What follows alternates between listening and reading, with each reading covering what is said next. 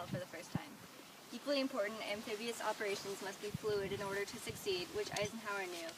He also knew his men had to be flexible as circumstances changed and plans must be adapted. All of this requires great leadership, the soldiers' respect and trust. For this briefing, I will first address how the U.S. attempted to create cohesive units that would encourage leaders to emerge.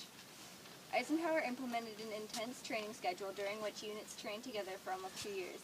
The 506th Airborne Infantry Regiment of the 82nd Airborne in particular became as close as, if not closer than, family.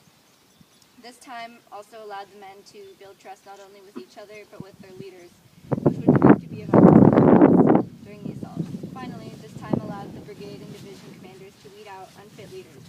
Eisenhower also fostered the growth of great leaders by having seasoned units lead by example. The 1st Infantry Division, which fought right here on Omaha Beach, best exemplifies this. F Company, for example, of the 16th Infantry Regiment had only 11 enlisted men and no officers by the end of June 6th, but carried on nonetheless. E Company, of which my hero, Lieutenant Jacobson, was a part, continued and destroyed enemy strongpoints like WN-62 despite having lost radio communications and having weapons jammed with sand. The second topic on which I will focus is how Eisenhower ensured to the maximum possible capacity that his leaders would be able to adapt as situations would change and plans go awry. Fortunately, he acknowledged that no plan survives the first round of battle. The leaders needed to be fearless enough to make quick decisions in crucial times, and they needed to utilize in themselves the confidence Eisenhower saw in them. Pre-invasion training paid off on D-Day in many ways, of which I will highlight two. The first is Lieutenant Commander Ramsey of the USS McCook. Despite his orders, he ordered his destroyer to advance within 200 meters of Omaha Beach, turn parallel to it, and engage the German defenses.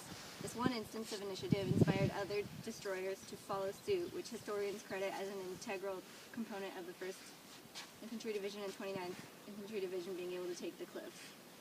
The second example is General Roosevelt's heroic actions on Utah Beach.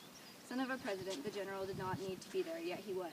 When it was clear that his forces had landed in the wrong spot, he did not call back to General Bradley on the USS Augusta, and instead altered the plan, unlike Lieutenant Colonel Hans von Gluck of the 21st Panzer, who saw the invasion, but did not act until given orders. Because the Germans did not permit combat leadership, commanding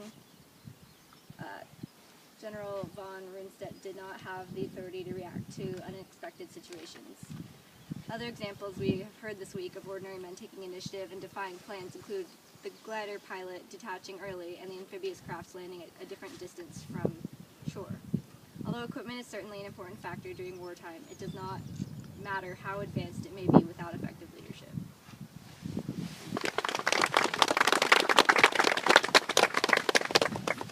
Questions?